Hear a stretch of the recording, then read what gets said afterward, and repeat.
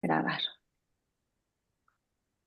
Muchísimas gracias, gracias por estar, gracias por acompañarme. Estamos en el mes de febrero, estamos arrancando nuestra quinta sesión platicando de un libro de la escritora Claudia Piñeiro y también pues con algunos arranques yo le llamo a lo mejor apapachos literarios, ¿no? Empezamos con una breve columna. Aquí Irene Vallejo encontré una que a principios del año pasado también ya la había abordado, pero seguramente hoy, 17 de febrero, nos tenga algo distinto que asimilar. Recordemos este libro que les pongo en pantalla, Irene Vallejo, El futuro recordado, son columnas. Es un libro que cada hoja, cada página trae una reflexión. ¿Y reflexión de qué tipo? Nos está llevando al pasado, nos está permitiendo analizar por el medio del pasado cosas de temas presentes. Así que es muy valioso entender, reflexionar mediante la historia, mediante la filosofía, estimular el pensamiento crítico. Ay, permítame, le voy a dar nada más la bienvenida a una persona que se está sumando y a ver si por aquí lo veo, José Ángel. Hola José Ángel, ¿cómo estás? Muy buenos días, ¿estás por ahí? Si acaso estás en mute, pero bueno, vamos a arrancar y ahorita si gustas ya nos saludamos cuando quieras o puedas, nos interrumpes y te presentamos, ¿va, José Ángel? Pues bueno, yo soy Ali y aquí estamos iniciando quinta sesión, febrero, y les doy este papacho literario por medio de esta columna que Irene Vallejo titula de esta manera que se llama Arrugas. Así que vamos a ver qué nos dice Irene Vallejo. Aquí la tienen en pantalla. Es una columna muy chiquita, una página, un libro que vale toda la pena para siempre tener como un pensamiento crítico de temas del pasado que nunca van a pasar de moda y hoy por hoy se siguen abordando. Vamos a ver qué reflexionamos sobre las arrugas. Ser joven no es lo mejor. Lo mejor es pensar años después en cuando éramos jóvenes, nostálgicos impenitentes. Recordamos cómo nos divertíamos entonces, añorando aquella despreocupada libertad. Y se nos olvidan las horas de angustia, el rumbo confuso de la vida, el desconsuelo profundo de las primeras decepciones amorosas, las fragilidades, el miedo a no gustar. El filósofo Aristóteles, por ejemplo, no idealizaba los 20 años. Él, a su cambio, escribió que la perfección del cuerpo se alcanza a los 35 y la perfección del alma a partir de los 50 años. En esta época de desmedido culto a la juventud, la que hoy vivimos, estamos fascinados por la piel lisa y angustiados en ocasiones por la calvicie o la celulitis. Nos sentimos culpables por los rastros de la edad en nuestro cuerpo, como si envejecer fuese un fracaso y no una necesidad natural. El atractivo hoy se vende más que nada en tintes y cremas, plastificando inyecciones o hasta implantes. A pesar del terror que inspiran los quirófanos, crece día con día la obsesión por cirugías que prometen borrar los surcos de la carne y recuperar nuestra tersa adolescencia. Hace, por ejemplo, más de 25 siglos, Confucio citó unos antiguos versos que decían: las bellas arrugas producidas por su elegante sonrisa valen toda la pena. Hoy parecemos ignorar que puede haber amor donde no hay belleza y que puede haber belleza donde no hay juventud.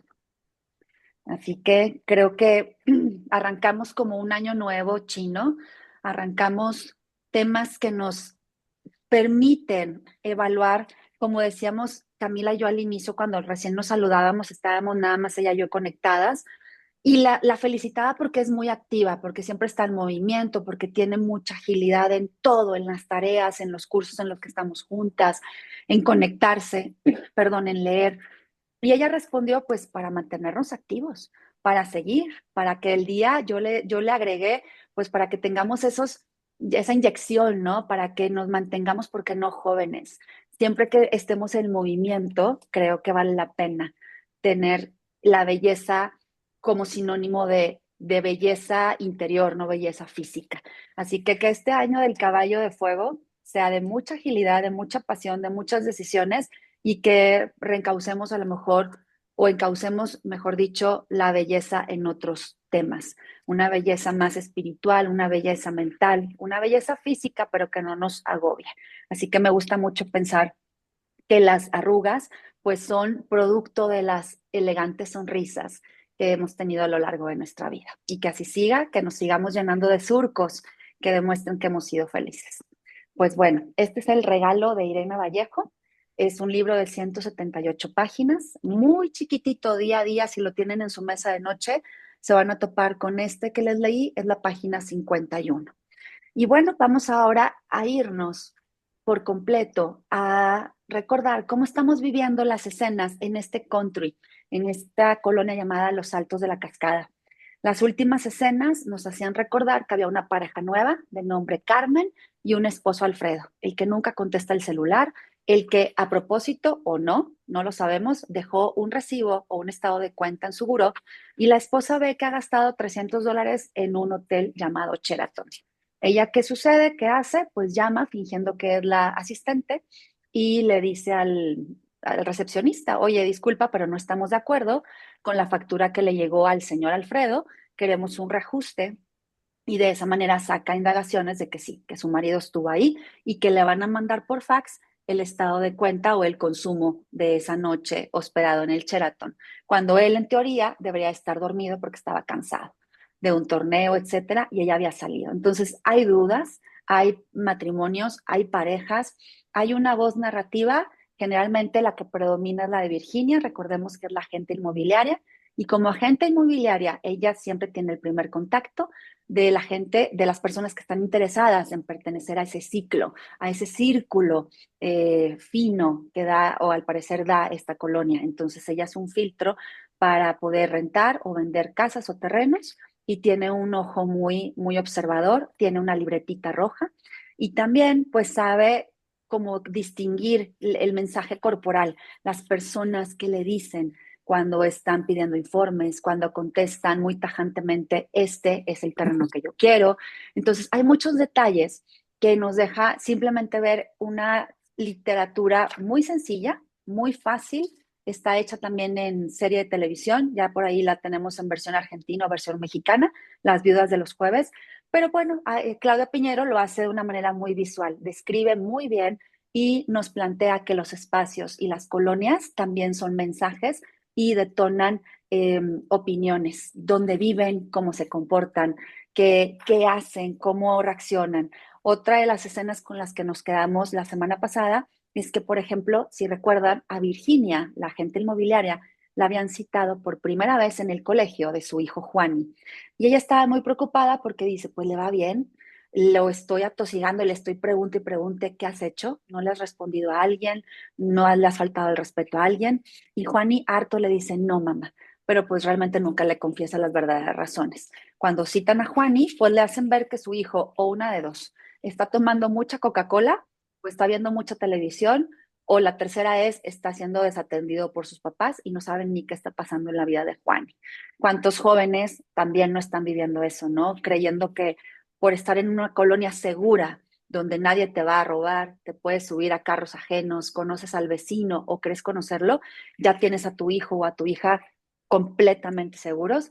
Pues Virginia se está topando con la realidad. Su hijo está dibujando en un cuaderno escenas que vio a través de otro ventanal que ocurren en casa de la familia de un vecino. Entonces, detonan muchos aspectos sexuales. Juani, pues, no confiesa nada.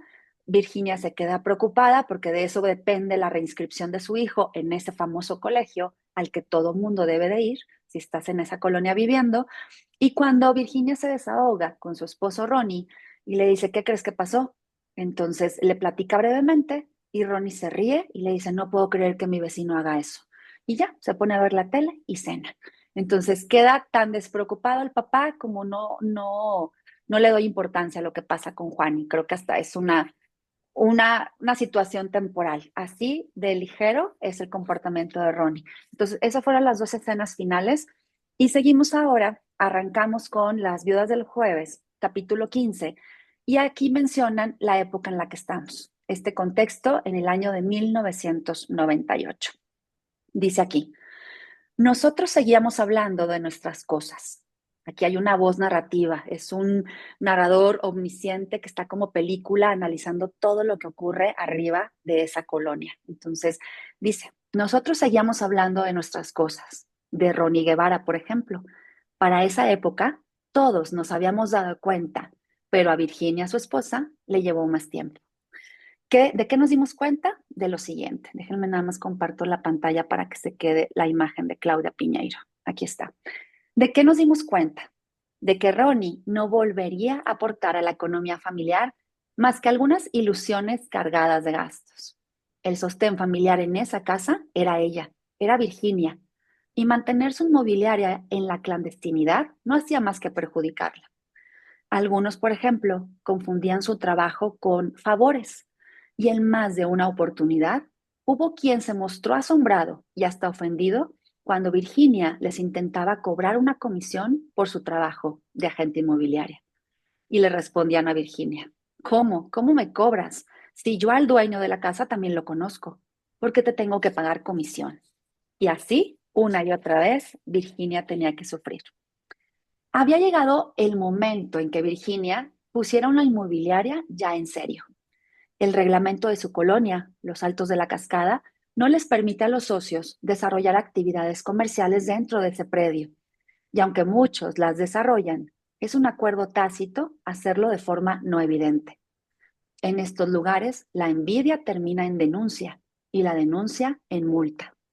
Poner en su casa un cartel que dijera Inmobiliaria Mavi Guevara hubiera ido contra todas las normas de forma evidente. Tenía que poner ese cartel fuera del alambrado perimetral de su colonia, lo suficientemente cerca como para que lo vieran quienes venían a buscar su lugar en esta famosa colonia. Su esposo Ronnie estuvo de acuerdo y por ese entonces se le oía hablar entusiasmado en rueda de amigos del futuro del negocio inmobiliario de su esposa. Pero su compromiso llegaba hasta ahí y nunca la acompañó en la búsqueda de local que le ayudara a dar ese gran salto. Ella se subió un día a su auto, recorrió las manzanas cercanas a los Altos de la Cascada y buscó un parecido local comercial famoso, ubicado y económico. Todos vamos y venimos por esas calles, a veces más de una vez por día, pero no las miramos de verdad hasta que necesitamos sacar algo de ellas. Por primera vez, Virginia observaba todas esas calles detenidamente. La periferia de Altos de la Cascada, en las manzanas más cercanas al barrio, es bastante diferente a un barrio comercial. Hay terrenos baldíos, algunos pastos crecidos, un poco de inseguridad. En eso observa en lo que recorre el camino Virginia un pequeño mercado, una carnicería, una panadería. Es la colonia Santa María de los Tigrecitos. Son más de 6 cuadras construidas antes de llegar a la ruta oficial, sobre una calle asfaltada, perdón, que pagamos nosotros con una cuota extraordinaria en las expensas. Casas que van esfumándose en densidad y confort hacia ambos lados del asfalto. Y en las calles laterales de tierra, inundadas, desborda el arroyo que viene entubando hasta la salida de los Altos de la Cascada.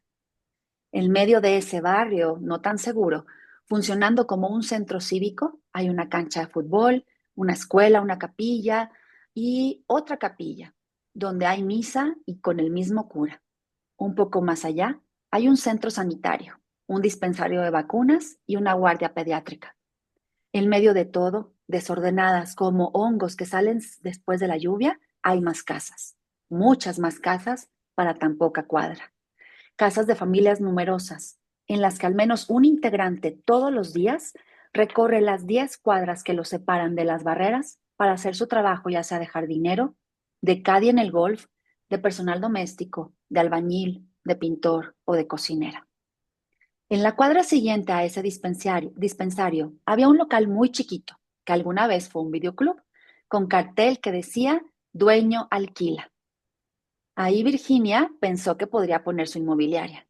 Dicen que lo pensó, hasta que un día su vecina, Teresa, la hizo recapacitar.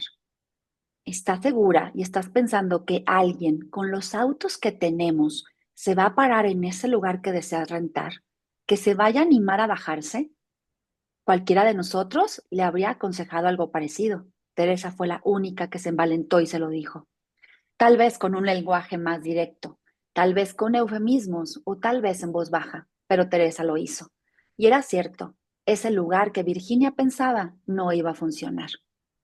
Es raro que todos los que vivimos en los altos de la cascada nos detengamos en la colonia Santa María de los Tigrecitos. Pasamos tan rápido que ni siquiera nos permitimos observar. No hacemos las compras allí, porque los negocios abastecen a la misma gente que los rodea. Las calles son de tierra, la falta de lugar para estacionarse y sobre todo la distancia que separa esa caseta de seguridad con la nuestra. Dicen que Los Tigrecitos es un lugar muy inseguro y que hay robos todos los días. Pero finalmente Virginia tuvo suerte, un golpe de suerte.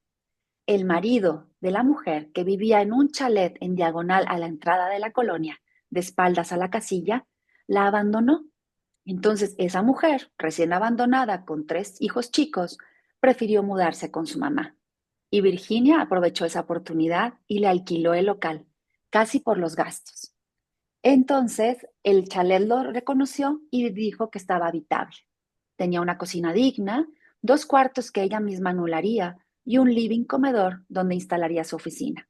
Un escritorio, 3 sillas, un sillón, una mesa ratona, una alfombra que de alguna manera se veía un poco fea, pero antes de cambiarse decidió cambiar las bombillas de luz, le hizo dar una mano de pintura blanca, cambió la vieja cocina por algo eléctrico.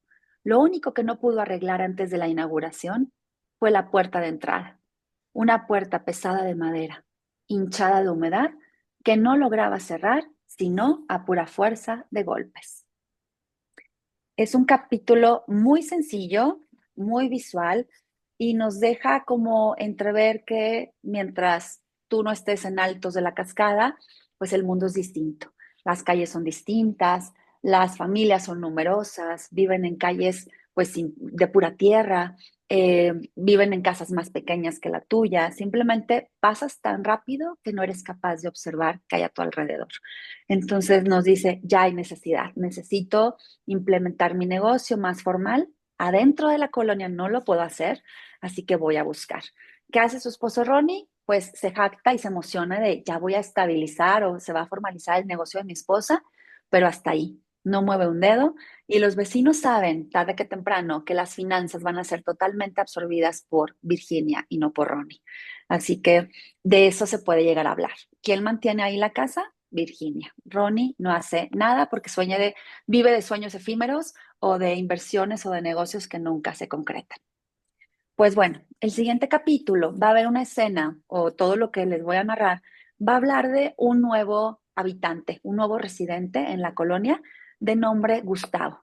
Aquí también vamos a notar cómo el ojo crítico de Virginia es capaz de entender o de creer que hay algo que oculta a Gustavo. Es un hombre curioso, muy ansioso. Ha llegado repentinamente a su inmobiliaria con la intención de rentar ya una casa en los altos de la cascada. Pero Virginia resulta que tiene una segunda cita en el colegio y le dice que va de salida, que no lo puede atender en este momento y que tiene que ir a la dirección por un tema de su hijo. Entonces, también a la vez que lo piensa y que se lo dice al nuevo residente o futuro nuevo residente, sabe Virginia pues que eso no lo debe hacer ningún agente inmobiliario, porque pues puede ser una señal de que estás perdiendo tal vez a un buen cliente, pero se arriesga. Ella se arriesga y dice, pues si me quiere esperar, que me espere. Vamos a ver qué nos dice aquí. Finalmente, un día, cuando ya nadie lo creía posible, apareció un buen rival para el tenis para nuestro vecino Gustavo Escaglia, Tano. Gustavo Mazota, así se llama.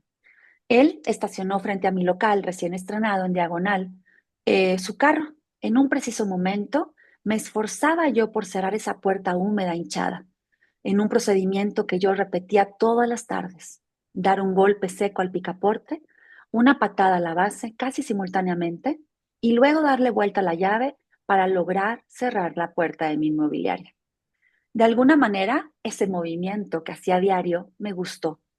Es como cuando uno conoce un defecto de sí mismo y le produce cierta fascinación mantener el secreto con los demás, como engañarlos. Hasta esa tarde, el engaño había funcionado y me había cuidado muy bien de no patear la puerta delante de ningún cliente. Por eso me llené de mal humor cuando me di cuenta que todo ese movimiento para cerrar la puerta Lo había observado un señor de nombre Gustavo Mazota. Lo vi en el momento en que se acercó a ayudarme, porque yo llevaba muchas cosas en mi mano. Mi libreta roja, una pila de carpetas, mi celular, papeles sueltos, llaves de casas en alquiler o en venta, sobres de servicios por pagar, de clientes, etcétera. Él me vio y yo respondí, la puerta está hinchada. Él tampoco saludó. Solamente dijo, necesito alquilar una casa por 1 año o 2, mientras levantaba mis cosas del piso. Yo pensé, una comisión inmobiliaria, por mínimo que sea, es lo suficientemente deseada. Así que pensé anotar su presencia. Pero esa tarde yo no lo pude atender, al menos se lo dije, porque yo estaba citada en el colegio de mi hijo Juani, y eso me había tenido preocupada todo el día. A fin de año no me habían querido aceptar la reinscripción. Mi hijo Juani pasaba a 8.º grado y la psicóloga del colegio consideraba que no estaba lo suficientemente preparado como el resto de sus compañeros. Sus notas, las de Juani de español, no eran brillantes, pero tampoco merecían un castigo, pensé yo. En inglés solo tenía problemas con geografía e historia. Inglés era muy bueno. Debo reconocer que durante el año no le había dado demasiada importancia a la situación académica de Juani. Nunca sospeché qué es lo que estaba pasando en él, pero quedarse fuera de ese colegio sí era grave. Para mí era como quedarse fuera del mundo en el que vivíamos. Técnicamente no lo podían hacer repetir porque español ya lo había aprobado. Así que a fin de año y con muchas vueltas me sugirieron que lo cambiara de colegio. Ni Ronnie ni yo estuvimos de acuerdo. Lo hicimos estudiar geografía, historia inglesa todo el verano. Se negó a que le pusiéramos una maestra particular, así que su vecina, nuestra vecina Romina, la hija de Mariana Andrade, que para sorpresa de su madre era una de las mejores alumnas, le ayudó mucho a Juani. Juani y Romina se han hecho grandes amigos desde que la chica apareció en este barrio y en su colegio. Dios los cría, me dijo un día su madre Mariana, y yo no tuve la valentía de pedirle explicaciones a este comentario. Ese día, el día que apareció Gustavo Mazota en la puerta de mi oficina inmobiliaria, ahí ese día me iban a dar una respuesta definitiva sobre la reinscripción de Juani. Una respuesta que yo venía esperando con más ansiedad que la concreción de cualquier operación inmobiliaria. Era consciente de que el hecho de haberme atrasado tantas veces con las cuotas tampoco nos iba a ayudar, pero finalmente pagaba y con intereses. El señor Gustavo en la inmobiliaria me dijo, no se preocupe, yo la espero. Es que no tengo idea de cuánto me vaya a tardar en esa reunión, le dije al señor Gustavo, aunque en realidad lo que me acobardaba no era la demora, sino el humor con el que yo podría volver a esa junta con el señor Gustavo. No soy de humores fáciles, pero sí predecibles. Yo no iba a aceptar que Juani se tuviera que cambiar de colegio. Ya me sentía lo suficientemente distinta de nuestras amistades como para agregar más circunstancias. El colegio Lakelands se jactaba de ser el colegio que garantizaba el mejor inglés y el mejor nivel académico. Yo quería que Juani tuviera tan buen inglés como el resto de los chicos que lo rodeaban. Y todos esos chicos que rodean a mi hijo van en el colegio Lakelands. Muchas veces me había preguntado si la dificultad de Ronnie, de mi esposo, para reinsertarse en el mercado laboral no habría sido porque no maneja el idioma inglés. Yo tampoco sabía una palabra de ese idioma, pero para vender casas no hace falta. Y no quería que mi hijo terminara vendiendo casas como yo. Para Juani, para mi hijo, había imaginado otro futuro. No sabía cuál, pero uno distinto al mío. En eso, Virginia regresa a la escena y como vemos está recordando tan pronto el momento en el que Gustavo la observa abrir esa puerta, que tiene sus mañas para poderse abrir o cerrar, pero también Virginia dice, no te puedo atender. Y por su mente ocurre todos estos sucesos. Voy a estar con la directora, me van a decir si lo reinscriben o no, no lo puedo cambiar, no lo voy a tolerar. Tiene que haber un futuro, tiene que existir un futuro para mi hijo y ese futuro es en ese colegio, sea lo que sea. Gustavo, el señor que estaba frente a ella, le extendió la última carpeta. Le ayudó a recoger todo. Virginia notó que el señor Gustavo tenía las uñas mordidas. lo que desentonaba con ese cuidado en un aspecto general. Hasta le sangraba el costado del dedo mayor, como si se hubiera arrancado un padrastro. En serio, puedo esperar, pero necesito resolver ese tema. Y yo dudé a qué se refería cuando dijo necesito resolver este tema. Pero mi tema, el mío, Virginia, importaba más. Así que le volví a sugerir, ¿por qué no armamos una reunión para el fin de semana y le muestro todo lo que hay con luz en los altos de la cascada? Porque visitar esta colonia con luz es otra cosa. Sabía que lo más probable es que hubiera perdido a un cliente, pero si no lo había perdido en ese momento, lo perdería a mi regreso. Entonces decidí esperar a ver qué decía él. Se sube Virginia a su carro y por el espejo retrovisor ve que ese posible cliente, Gustavo, se ve reflejado. Seguía ahí, parado frente a la inmobiliaria, pasándose la mano por la cara de una manera especial, como si a él también algo lo fastidiara, algo más importante que la negativa que le di para atenderlo. Terminé manejando, tomé la curva, llegué al colegio Lakelands y ya no lo vi más por el espejo retrovisor. En mi reunión en el colegio tardé 1 hora y media. Me hicieron esperar y hablaron más de lo que tenía previsto. Juan y mi hijo había aprobado todos los exámenes y yo estaba a punto de morirme de alegría, pero en eso escuché la palabra pero. Me dijeron que Juan era un chico que podía considerarse la media y que el nivel del resto del grupo era tan alto que los directores consideraban que iba a ser demasiado fuerte para él porque octavo año tiene un régimen muy estricto, muy exigente. Ya no son chicos y nosotros nos basamos en el propio esfuerzo, así que hay que pensar muy bien qué puede ser lo mejor para Juan. ¿Lo entiendes? Me preguntaron los directores. Y yo entendía muy bien, pensé. No nos sirve un alumno que promueva que es diferente de sus compañeros. Necesitamos un elemento parejo. Pero Juan y puede, yo insistí. Nadie lo puede saber hasta que lo haga, así que debe o deben de darle una oportunidad. Me fastidié, así que también les dije, pongan por escrito qué es lo que no les parece y los motivos, pero por favor denme un papel que pueda yo presentar en alguna otra parte.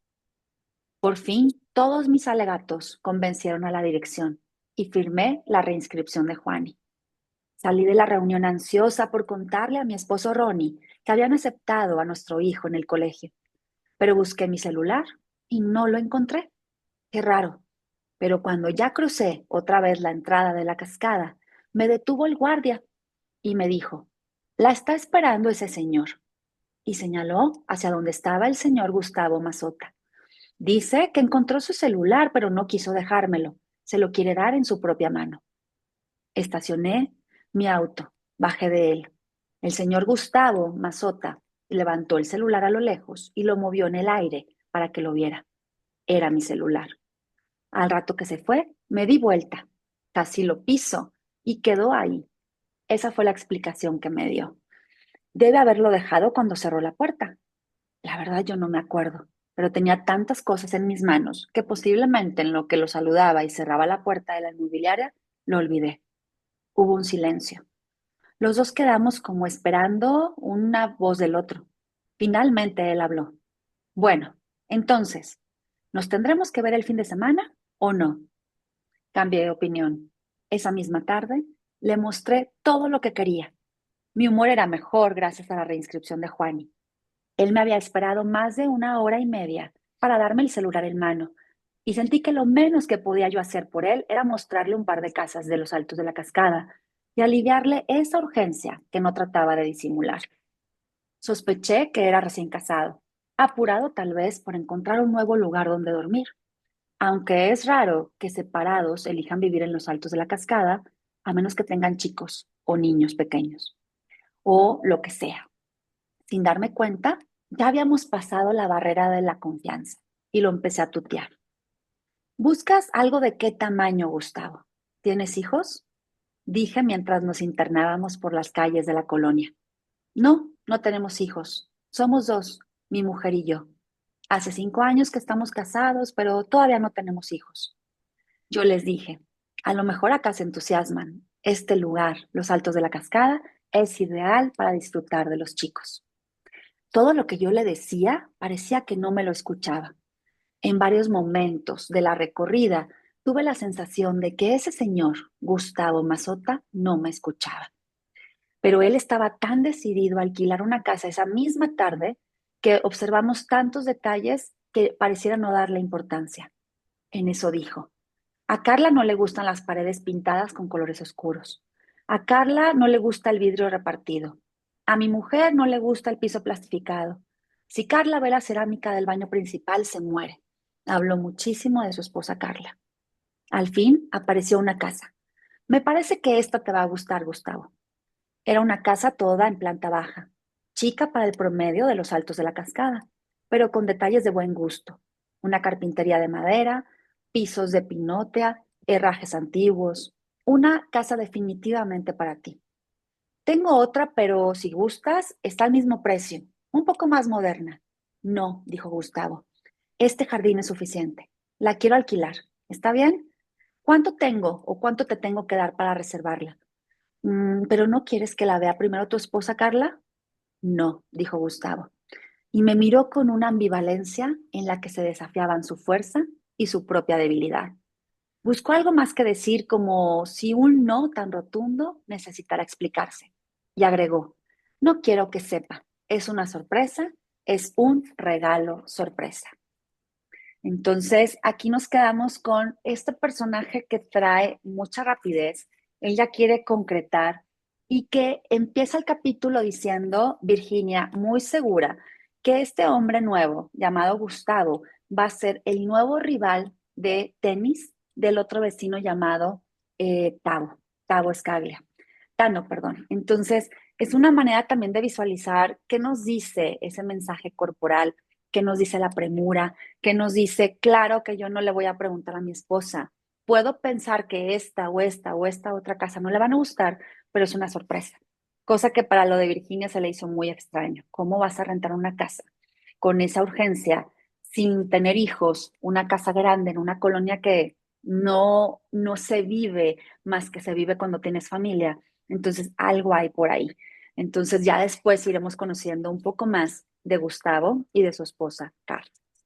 ¿Cómo vamos hasta aquí? ¿No los estoy revolviendo? ¿Está bien? ¿Estamos tranquilos? Es muy visual, es una crítica social muy suave, ya cada quien se pone en los zapatos y en el comportamiento de cada quien saca sus teorías.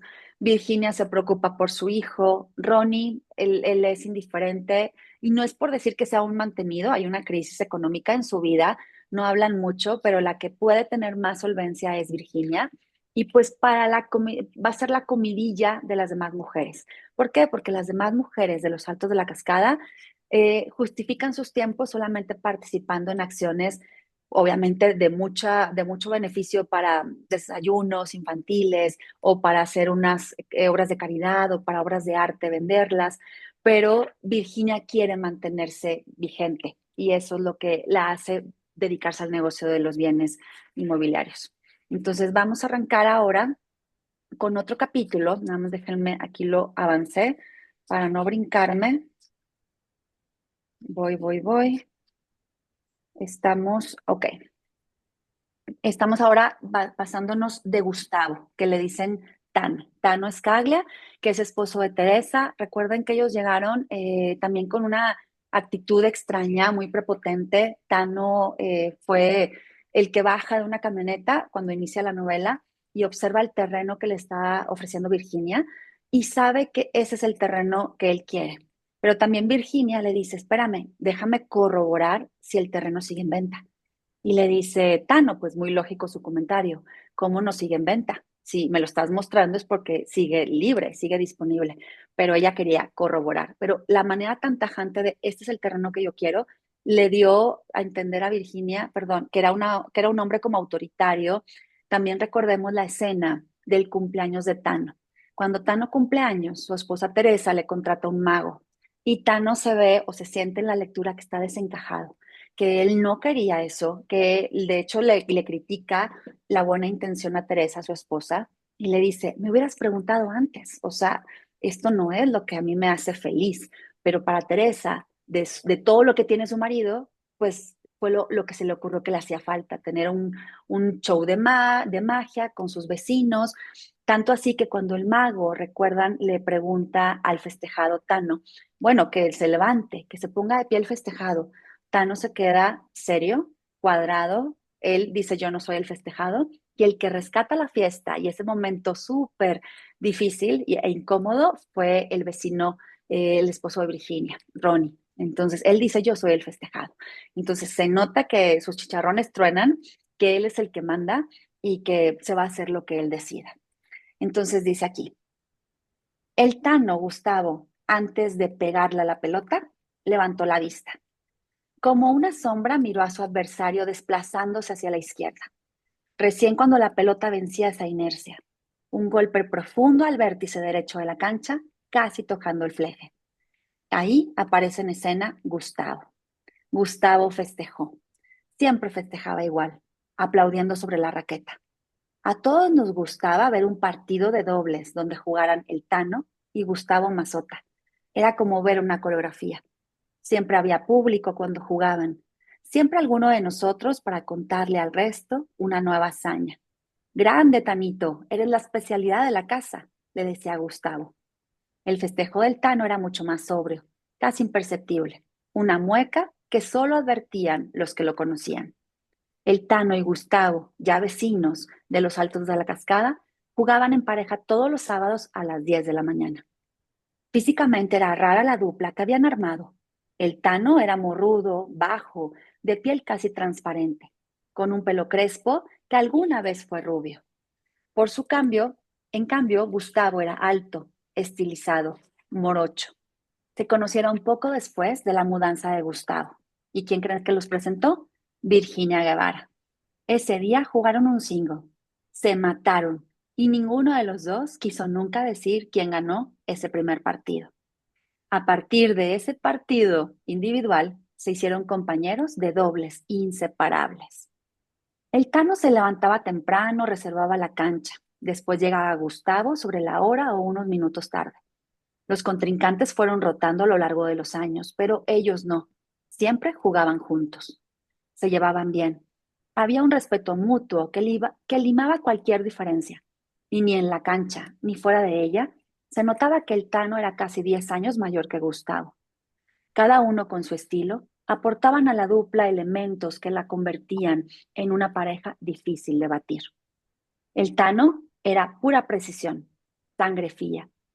Era de infinidad de partidos jugados, tenía golpes armados. Su táctica se basaba en aprovechar el error del otro. Jugaba un partido de tenis como si fuera una partida de ajedrez. El estilo de Gustavo, en cambio, era más atolondrado, pero más lucido. Algunos, los que se atrevían o los que estaban seguros del que el Tano no iría a nada, le iban y le decían que era el mejor jugador de la colonia. Tenía un físico naturalmente privilegiado para ese deporte.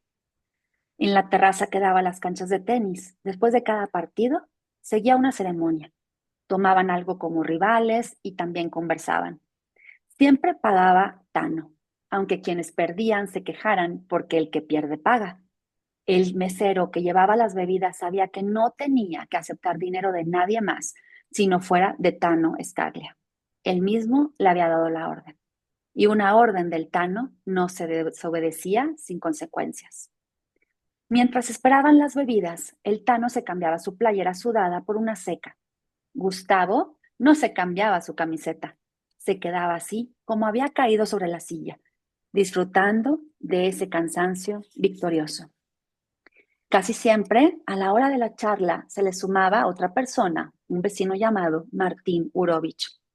Martín había sido el compañero de Tano en el tenis hasta que llegó Gustavo a los Altos de la Cascada y aceptó el desplazamiento como algo natural, porque Martín no jugaba al nivel de tenis que tenían ellos.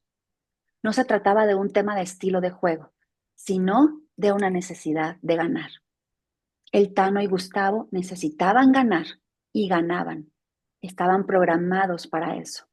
Martín, el vecino, estaba programado para el fracaso, como una vez le gritó su propia mujer delante de algunos de nosotros.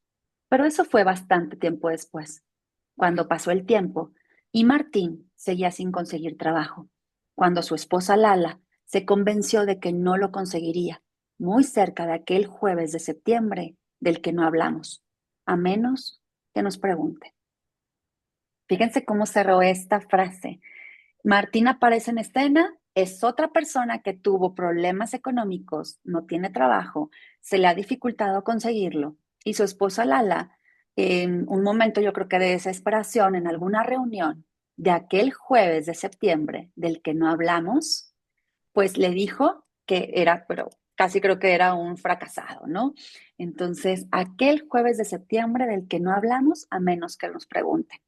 Y si nos remontamos al inicio de la lectura, estábamos en un famoso jueves donde Ronnie llegó más temprano de lo normal, se escuchó en la casa vecina del Tano Escaglia que alguien estaba dando chapuzón en la alberca y pues a Virginia le extrañó que Ronnie regresara tan temprano. Fue aquel jueves, pues del que no hablamos y que aparece en esa alberca alguien, dos amigos más Tano hundiéndose en la alberca. Entonces, aquí nos vamos a quedar.